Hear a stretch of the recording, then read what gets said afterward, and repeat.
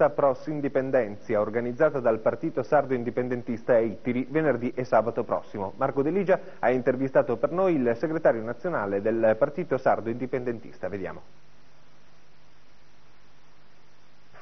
Un'agenzia di stampa ha considerato questa iniziativa come una festa per la partenza degli esponenti della Forza Paris. Lei cosa dice in proposito?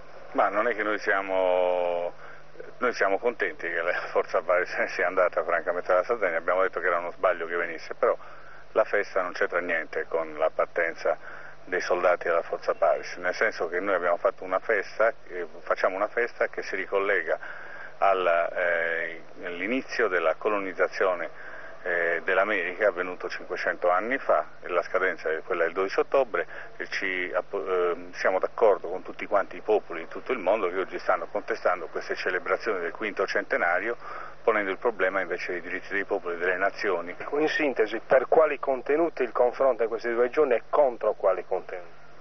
Evidentemente chi si batte per la libertà e l'indipendenza del proprio popolo, in questo senso del popolo sardo, il nostro popolo, non può che essere a favore dell'indipendenza e della libertà di tutti quanti i popoli del mondo e in questo caso, nel caso specifico, i diritti e la libertà dei popoli indios dell'America Latina e dell'America in generale.